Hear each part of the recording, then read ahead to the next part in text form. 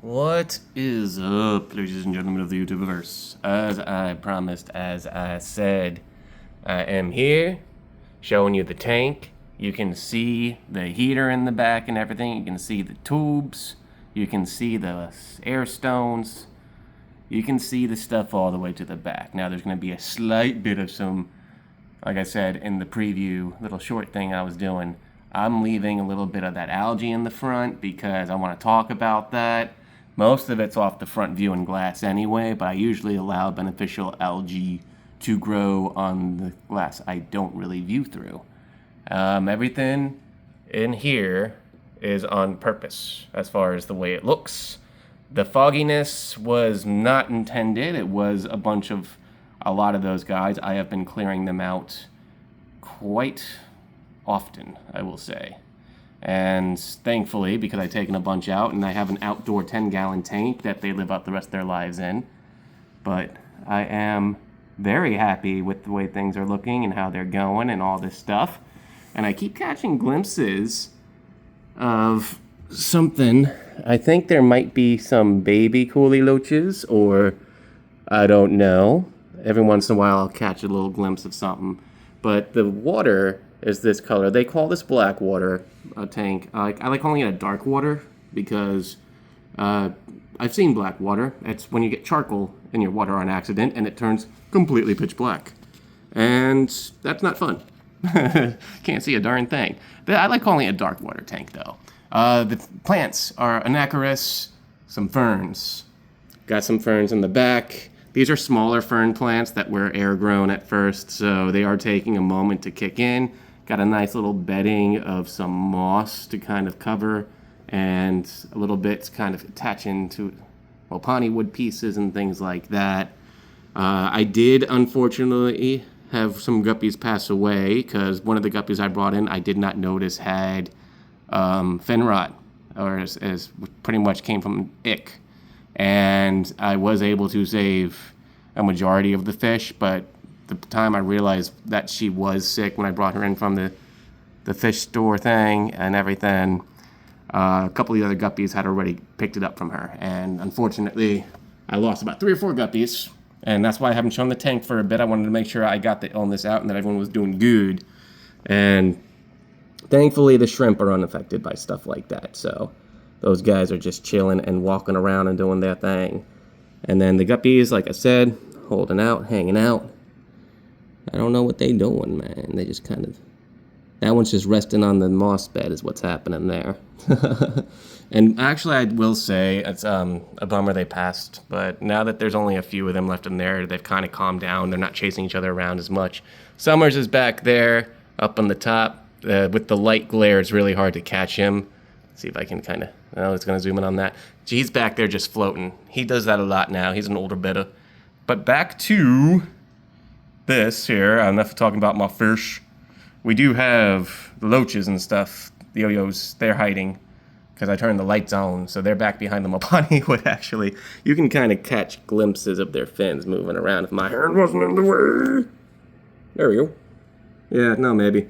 They're doing a good job hiding. I have coolie loaches, 2 of them, and I have 2 Bochia loaches, also known as yo-yo loaches.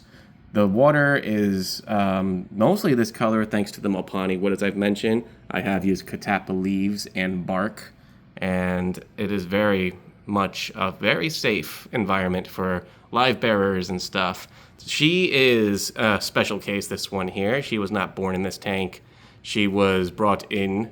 In fact, all these fish, I think, have been not born in this tank. Maybe a couple of them might have been, but I mostly buy injured or baby guppies. Well, not even buy. I mean, they let me take them. They pretty much let me adopt, is what happens. And that's where those guys come from, the guppies.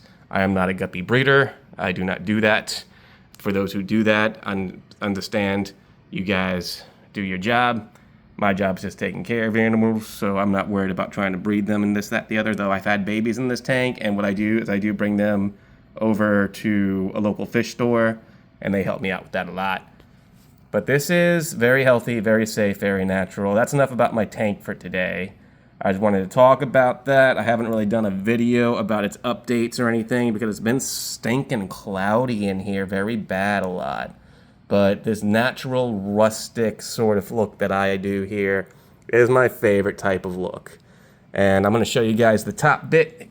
Oh, I got stared. Old people noises. I'm in my mid-30s. I'm allowed to grunt when I stand up. And you can kind of see Summer's right there. Don't drop the phone. That would be terrible. I almost dropped the phone. You didn't see it, but I felt my finger slipping. I got it good. I backed up. Even if I do drop, it's not dropping into turns. But yeah, I did clear some of the duckweed out. A little bit of that. And that's, again, in the outside tank and everything. So that's just a nice little carpeting. And I do keep up with that. If you don't, it will clutter up. It'll start getting a bunch of string algae and start running away, cause problems with your levels in your tank and everything. And that's not a fun time to have to deal with anything like that, man.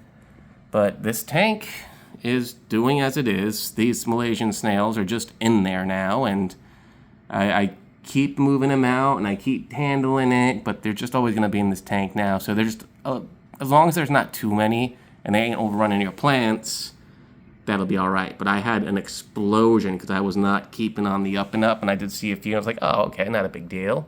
And then sure enough, they ate up a bunch of plants. All of my rooted plants were gone. So that's why a lot of these ones are new and kind of smallish. The Anacharis is amazing because you can let that float and they can't really get to it easy. And the duckweed's been champing out as well. They got some little roots kind of growing in, but when I clear it out some and they start growing in, they get nice long roots. Like they're kind of small right now because I do believe that the guppies will nip at the roots as well. And yeah, that's the tank. That's really the tank, man. It's kind of a dirty, rustic looking tank.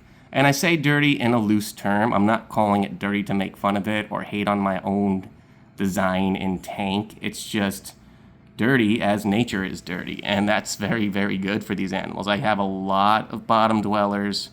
I have the few live bearers, and I got a betta fish. All these creatures benefit from this type of water more so than crystal clear water. And that crystal clear water stuff is good for stuff like your cichlids and so on, because they usually come from rocky, sandy waters where there's not a whole bunch of plants and vegetation, and they like to eat plants and vegetation anyway. So those omnivorous sons of a guns will most likely devour the plants you try to keep in there anywho. Most species of cichlid at least. There's always exceptions. But, again, my tank, this is what it looks like. This is how I keep it. And, well, except for that, I do clean that up more often, but I was letting the levels balance, and so I was letting the algae grow. Cool thing with algae, because I said I was going to talk about this, so real quick before I go, actually, I forgot. Almost forgot. We didn't forget. I almost forgot. We're good. But this algae, beneficial, so you can check how your water's doing if algae's growing in your tank. If you do have big algae blooms, the trick of backing them down is check your light cycles. Make sure that you have about 6 to 8 hours of light hitting your tank at all times, especially if you're using plants. If you're not having plants in your tank that are live, then it's okay to cut it back to even more. If you have a problem, you just want to try and reset the cycle. It'll take longer for you to clear algae than it will be for you to grow the algae. But if algae is growing in your water, you can be happy to know that your water is actually very healthy. Because algae, though it's not fun to look at, is still a plant. It's an organism that is alive. And if it's not in healthy water, it's not going to live. So to have algae showing up on your tank, on your glass, though it's not the prettiest thing to always look at, it is a great indicator to know your water is safe and that your animals are living in a natural environment that is very healthy for them. With that, I will be going. I think I talked off y'all's ears long enough. I was trying to make it like a 5-minute video, and we doubled it. It's almost like 10 minutes, man. All right, well, hopefully I didn't lose y'all's attention. Hopefully the fish kept y'all here while I was chatting away. Y'all have a good one. Peace out.